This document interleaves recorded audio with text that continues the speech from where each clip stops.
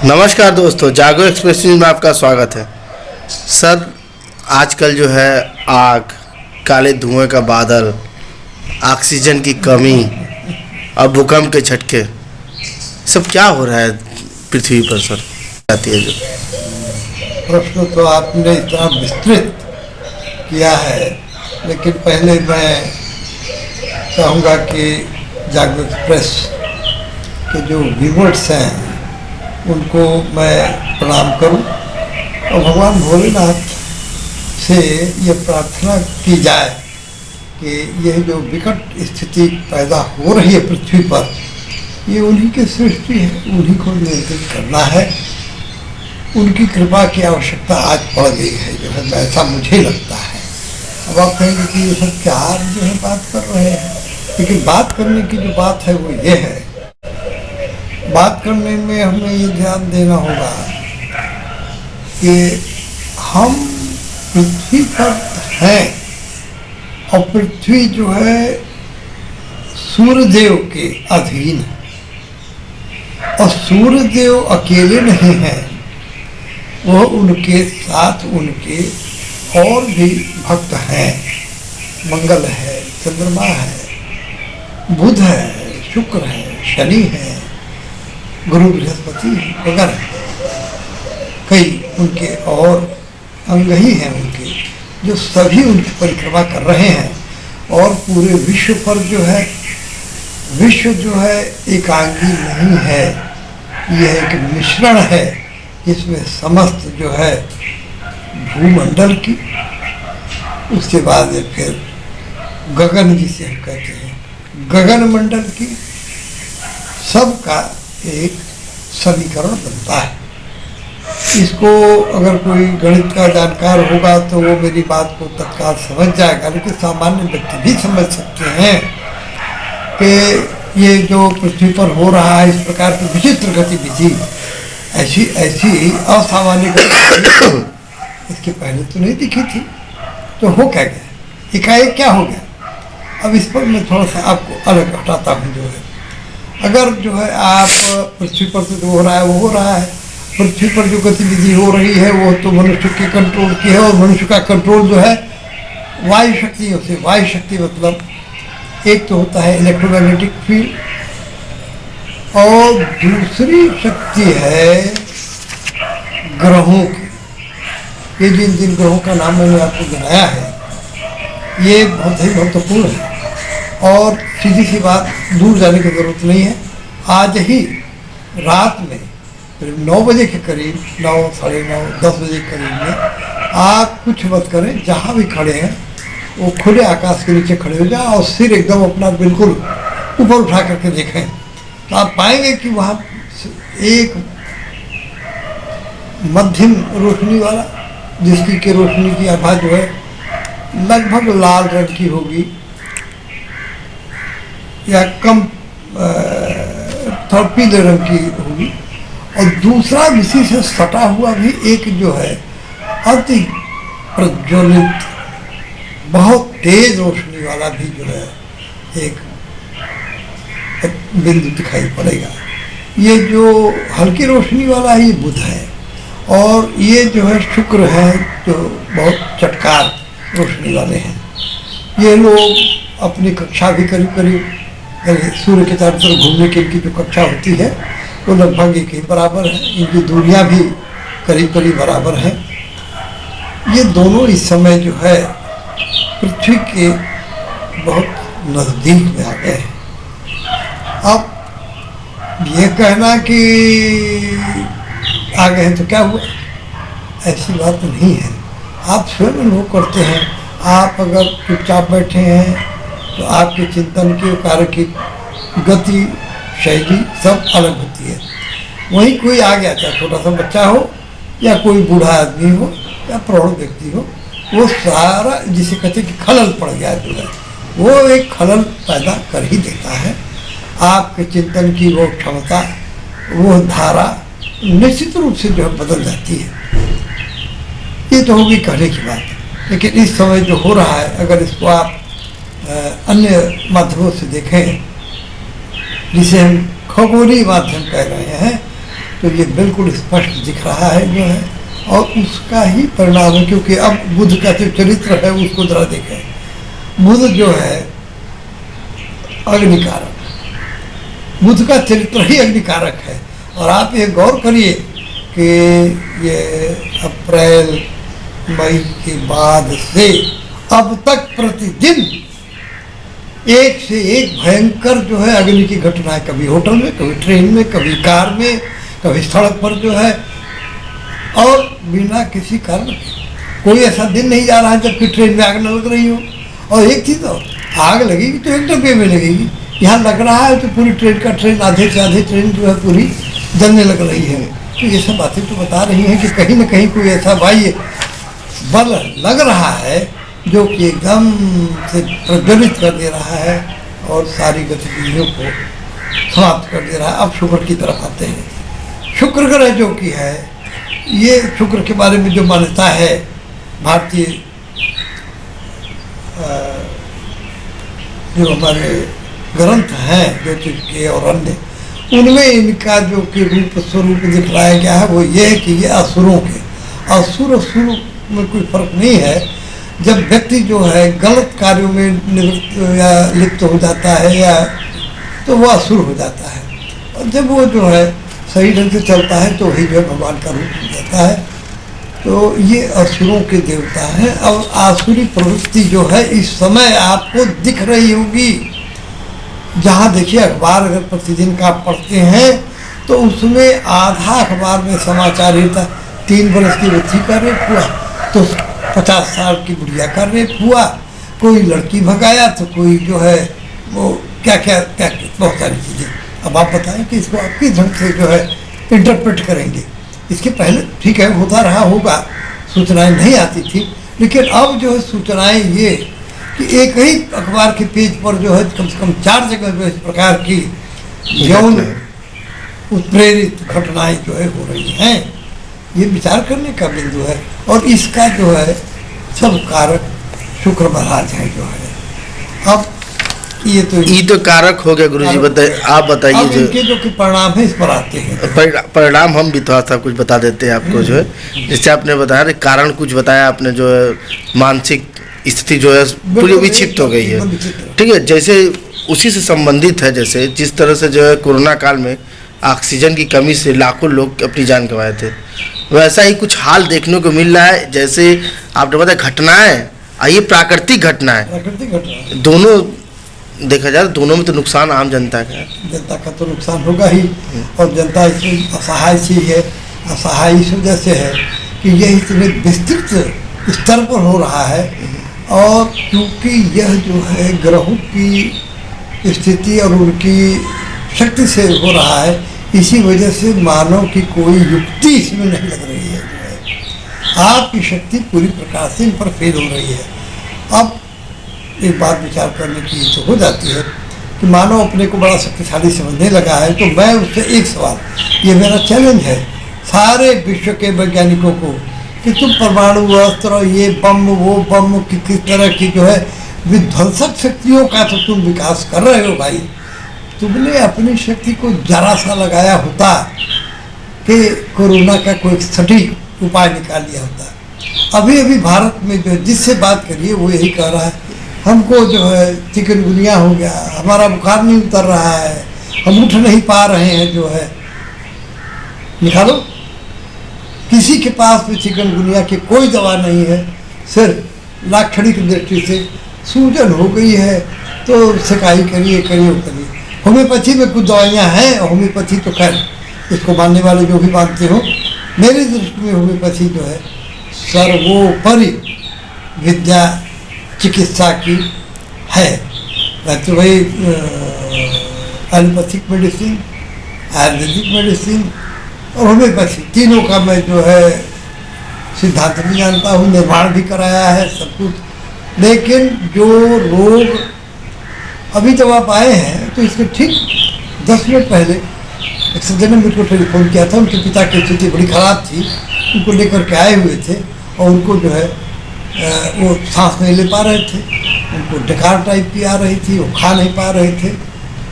ये करीब 10 बजे की बात है। और 1 बजे तक जो है उनका आया कि इतना आराम से तो जिंदगी में कभी नहीं मिला, बहुत आराम है, बड़े प्रसन्न है। मैंने कहा ठीक है चलने दो, दवा दे दिया है दवा, चलने दो। ये मैं इसलिए आपको सुना रहा हूँ कि होम्योपैथी जो है इसको हम लोगों ने समझा नहीं है। ये हनुमान जी महाराज की जो है विद्या है, और हनुमान जी की विद्या क्या कहती है, हम किसी का नुकसान नहीं पहुँचाते। कभी किसी को उन्होंने नुकसान पहुँचाया क्या? और देवता तो इनसे लड़ जाते थे, उनसे लड़ जाते थे। हनुमान जी सिर्फ जो है लंका में गए और लंका में सीता मैया को जो है कष्ट में देखा तो क्षुभित तो हुए, लेकिन मारपीट उन्होंने नहीं किया। वो तो जब लंकापति के जो सैनिक थे उन्होंने उनके साथ में छेड़छाड़ किया, तब जाकर के उन्होंने अपने बल का प्रदर्शन, वो भी बहुत थोड़ा सा किया, थोड़ा सा छड़िक किया। हाँ छड़िक। तो इसलिए देखना है कि होम्योपैथी जो हनुमान जी की विद्या है उसका कार्य भी उसी प्रकार से है। अगर ये दवा सटीक किसी ने पकड़ लिया तो आधे घंटे के भीतर गंभीर से गंभीर रोगों का भी जो है निवारण संभव हो जाता है। अब आपका जो कि अगला प्रश्न है जो है ये ऑक्सीजन को लेकर के, ऑक्सीजन की जो समस्या है इसके बारे में मुझे सिर्फ एक बात कहना है। ऑक्सीजन के लिए देखिए रसायन शास्त्र ये कहता है कि सिर्फ एक रास्ता है ऑक्सीजन बनाने की, कि आप या तो पानी जो उसका कि फार्मूला होता है H2O, यानी 2 हाइड्रोजन एटम्स और 1 ऑक्सीजन एटम जब जुड़ते हैं तो ये H2O जल का एक अणु बनता है जो है। अब इसमें जो विचार करने की बात आती है वो ये है, आप अगर जो है इलेक्ट्रोलिसिस प्रोसेस इसमें जो है DC डायरेक्ट करंट जो कहलाती है, अगर इसे पास करेंगे तो एक तरफ जो हाइड्रोजन और दूसरी तरफ ऑक्सीजन निकलने लगता है। आप चाहे तो इकट्ठा कर लें, लेकिन ये इतना कॉस्टली प्रोसेस है। इसमें एक तो भारी मात्रा में बिजली, फिर उसको इकट्ठा करना, फिर उसको प्रेशराइज करके रखना, ये बड़ा दुष्कर कार्य होता है। लेकिन ये है कि एक संभावना है। दूसरा ये है कि एक रिएक्शन होता है जिसे पोटेशियम क्लोराइड कहते हैं, KClO3, के से पोटेशियम और क्लोराइड जो है ClO3, इसमें क्लोरीन के साथ में 3 ऑक्सीजन मिले होते हैं। तो अगर इसको गर्म करिए तो ये जो है कन्वर्ट होकर के एक ऑक्सीजन छोड़ता है जो है। और दूसरा कोई पद्धति नहीं है सिवाय प्रकृति द्वारा निर्मित पेड़ जो हैं, यह पेड़ ही जो है इसे पैदा कर सकते हैं। और एक बात और देखिए, तमाशे की बात, क्या प्रकृति का खेल है, क्या प्रकृति ने जो धरती मैया ने जो है किस तरीके से अपने मनुष्य और प्राणियों की रक्षा के लिए ये विधान बनाया है कि वो कार्बन डाइऑक्साइड जो आप सांस लेते हैं और उसमें से जिसे गंदी हवा कहते हैं, कार्बन डाइऑक्साइड जब आपको नाक से निकल आती है तो उसको पेड़ कहते हैं कि बस बहुत सुंदर, हमें तो भोजन मिल जाता है। यह पेड़ आपका जो कि उत्कृष्ट है, जिसका आप कोई प्रयोग नहीं कर सकते। कार्बन डाइऑक्साइड जो है आज के दिन में दुनिया के लिए सबसे बड़ी प्रॉब्लम है, और उस कार्बन डाइऑक्साइड को ये ग्रहण करते हैं और आपको ऑक्सीजन कन्वर्ट करके जो है देते हैं। तो अब बात आती है कि तो फिर दिक्कत क्या है, कार्बन डाइऑक्साइड है ही है। दिक्कत गुरुजी हम बताती है आपके जो है, जो आपने ऑक्सीजन के बात करते हुआ, पेड़ के बात पौधों करते हुआ, वृक्षारोपण के नाम पर जब वायु प्रदूषण दिवस आता है, तमाम तरह की वो आते हैं, तो फिर क्या होता है, वृक्षारोपण के नाम पर देश में केवल फोटो खिंचवाकर सब चले जाते हैं। और जब रद्दी में जो है रखा रहता है फाइल बना के कि अरे हम ही कार्यक्रम में शिरकत कर लिए, इतना पेड़ लगैले रही, कहाँ पेड़वा कुल दिक्कत हो कहीं, का कहे चरण गुरु जी जो है फोटो खिंचवैया, एक शब्द फोटो खिंचवैया। देखो ऐसा है, ये तो नेतृत्व में व्याप्त भ्रष्टाचार और छोटी सोच के कारण, अब इस पर मैं कैसे कहूँ, अच्छा नहीं लगता है कहने में। ये हमारी जो कि सरकारें हैं वो जनरलिस्ट माने ये जो कि जनरल सब्जेक्ट्स, क्योंकि ऐसे सब्जेक्ट्स हैं जिन्हें कि कहा जाए अगर एक दृष्टि से तो अनुपयोगी, लगभग अनुपयोगी हैं। इन विषयों के जानकारों को आपने सचिव बनाया है। IAS OAS का इम्तहान जो कभी आपने कभी सुना कि ये साइंस का या इंजीनियरिंग का बहुत तेज लड़का था और ये जो IAS का इम्तहान दिया है उसमें गया है, जो बड़ा रेयर केसेस में ऐसा भले होता हो, लेकिन नॉर्मली जो है IAS वगैरह में इसी तरह की पढ़ाई वाले जाते हैं।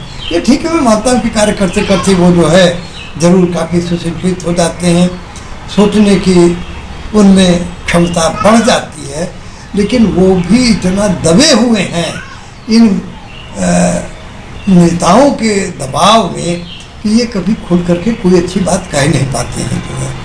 अब जो बात आई, वृक्षारोपण हो तो वृक्षारोपण दिखना चाहिए। एक तरफ ये तो वही बात हुई कि आप एक तरफ से जो दुलारते हैं और दूसरी तरफ से मारते हैं, धुतकारते हैं। ये स्थिति जो हमारी सरकार कर रही है, पेड़ लगाओ और उसके बाद में जैसे ही पेड़ लगे 10, 20, 50, 100, 200 जो है, उसके दूसरे दिन जो प्रस्ताव आ जाता है उसी रोड का कि 6 लेन बनेगी। अरे 6 लेन तुम किसके लिए बना रहे हो? लोग लड़ के मर रहे हैं और स्थिति ये हो जा रही हाई स्पीड पर चलने पर कि सामने ट्रक रहती है, लोग ट्रकिया के भीतर पूरा परिवार लेकर के घुस रहे हैं। कम से कम 50 समाचार प्रतिदिन प्रत्येक अखबार में जो है ये देखने को मिलता है जो है। अच्छा, अब आप कहेंगे कि साथ तो इतनी हाई स्पीड की गाड़ियाँ बना के जा रही हैं, आपके नियंत्रण नहीं रह गया है। सरकार का जो है इन निर्माताओं के ऊपर कोई नियंत्रण नहीं रह गया है। ये वो एक कंपनियां हैं जो कि ज़बरदस्ती हाई रिटर्न सरकार को देने के लालच दे करके आ करके यहाँ पर हाई स्पीड की गाड़ियाँ, तो ठीक है अमेरिका और जो कि बड़े देश हैं जिनके पास ये इफरात की भूमि है, वहाँ तो आप ये कर सकते हैं 6 लेन बनाइए, नहीं 12 लेन कर दीजिए। लेकिन भारत में तो यहाँ पैदल चलने की जगह नहीं भाई, यहाँ 6 लेन काहे बना रहे हो? और किसकी बात करूँ, किस मंत्री की बात करूँ मैं जो है? किसी का नाम लेना, किसी विभाग का नाम लेना ये अपराध होगा। इस वजह से मैं किसी का नाम तो नहीं लेना चाहता हूँ, न मैं किसी विभाग को उसकी जिम्मेदारी देना चाहता हूँ। मगर एक बात समझ में तो जरूर आ रही है कि ये 6 लेन 8 लेन बनाने का जो कि कार्य है, उसका उद्देश्य जो है लोगों की रक्षा करना नहीं, बल्कि लोगों को जो है किसी तरीके से वो तो मौत के मुँह में ही ढकेले जा रहे हैं। जो है 6 लेन हुई वो तेज चलाएँगे, भीड़ भाड़ रहेगी तो कम से कम धीमे तो चलेंगे, क्योंकि अब पुलिस का अगर बल नहीं चलता है तो पब्लिक खुदे से पकड़ करके वो लोगों को सड़किए पर वहीं दुरुस्त करती है, गाड़ी फूंक देती है जो है। तो ये भी कंट्रोल का एक बहुत सीधा साधा जो है माध्यम है। छोटा सा कंक्लूजन करना, 2 लाइन और सरकार इसमें जोड़ दीजिए। जो अब जो विश्व युद्ध ही कहिए जो है, मार बम, इधर से गोला उधर से गोला, क्या असर पृथ्वी पे दिख रहा है उसका? भूकंप के झटके वो तमाम पृथ्वी पर तो देखिए ऐसा है कि पृथ्वी पर जो है भूकंप के अलावा जब स्वयं जो है ये मानव की रक्षा न करके उसके विनाश पर जब कूद जाता है, तो आप ऐसा न समझे, माफ़ करिएगा मेरे इस कथन के लिए, और ये कुछ जो थोड़ा सा हाइपोथेटिकल और फिलोसॉफिकल आपको लग रहा होगा, मगर मैं दार्शनिकता की बात नहीं कर रहा हूँ, मैं सच्चाई की बात बता रहा हूँ कि पृथ्वी को क्या आपने माना है कि पृथ्वी जो है निर्जीव है? कहा गया है माता भूमि पुत्रो हम प्रसिद्धा। अगर हम माता हम पृथ्वी को मानते हैं और इधर पृथ्वी को हम कहते हैं कि नहीं जो है हमारी माता हो, तो क्या माता को इस प्रकार के कृत्य, कुकृत्य, दुष्कृत्य, जो भी आप नाम देना चाहें जो है, इसकी परिभाषा मैं नहीं दे पाऊंगा। लेकिन एक बात तो बड़ी साफ है कि पृथ्वी कहीं न कहीं से व्यथित हो रही है। अब व्यथित जो हो रही है तो उसका परिणाम कहाँ दिख रहा है, जरा इस पर भी 2 लाइन मैं समझता हूँ कि आप वेलकम करेंगे। ये स्वागत योग्य मैं स्टेटमेंट आपके सामने रख रहा हूँ। किसी छोटे मकान को आपने भूकंप में गिरते देखा? मेरा मकान छोटा मकान है, देखिए बस 1 मंजिल का मकान है। ऐसा तो नहीं है मेरे पास भले पैसा ना, मेरे पिताजी प्रिंसिपल थे, सब कुछ था, जो है जमींदारी थी, चाहते तो इसको वो भी जो है 8 मंजिला 7 मंजिला बना करके कहते कि मैं तो 7वें मंजिल पर रहता हूँ। थोड़ा पैसा हो जाता किराएदारों से लेकर के चूस चास करके चाहते तो लिफ्ट भी लगा देते जो है, लेकिन नहीं। पढ़ा लिखा आदमी जो होता है उसका चरित्र बोलता है जो है। गणित के विद्वान थे, शास्त्रों के विद्वान थे, उन्होंने कभी नहीं, उनका हमने बस ठीक है एक मंजिल ठीक है, ऊपर की छत रखिए गर्मी में सुथरे सुखाने के लिए जो है, और बाकी फालतू का काम, प्रदर्शन का काम नहीं चाहिए। आज जहाँ भी ये मल्टी स्टोरी बिल्डिंग बन रही है, 15 स्टोरी से नीचे तो कहीं बन ही नहीं रहा है। बुर्ज खलीफा बना है, कहाँ बना है, किसने देखा, मैं तो नहीं जानता। और मैं दुर्भाग्य मेरा रहा, मेरे पास कभी इस तरह की व्यवस्था नहीं हुई। मैं भारत की धरती छोड़ करके कहीं बाहर गया नहीं। तो बुर्ज खलीफा और ये क्या कहते हैं, खजूर खलीफा, ये सब तो हम नहीं जानते हैं। लेकिन इसका जो है नकल हमारे यहाँ खूब किया जा रहा है। 7 मंजिल, 8 मंजिल, 10 मंजिल की बिल्डिंग बनाई जा रही है। अब आप छोटा सा उदाहरण लेकर के देख सकते हैं कि अगर भूकंप हुआ, पृथ्वी हिली, तो पहला असर कहाँ आएगा? जितनी ऊंची बिल्डिंग हो उसी पर आएगा। अब देखिए एक चीज़ है, पाप से पाप फैलता है। नेपाल कभी इतना ज़्यादा त्रासदी नहीं था जो है, जैसा कि आज नेपाल में त्रासदियाँ हो रही हैं, और उसका कारण भारत है। ये भारत के जो है बेईमानों की जो 15 बिल्डिंग 18 मंजिली बिल्डिंगें हैं, वो देख करके वहाँ भी बनने लगा। और जरा सा भूकंप आ रहा है तो धड़धड़ा करके सब तमाम गिर रहा है। तो ये विचार का बिंदु है नेपाल सरकार के लिए कि वो विचार करे कि क्यों वहाँ पर जो है ऊंचे निर्माण, जबकि तुम्हें मालूम है कि तुम सेस्मिक जोन में हो। और एक चीज़ और बताऊँ, कहना सोचे तो नहीं लगता है, हमारे यहाँ कोई भी ऐसा या भू विज्ञान में कभी इस प्रकार का कोई रिसर्च अब तक नहीं हुआ जो यह बताए कि कब कहाँ पर भूकंप आएगा।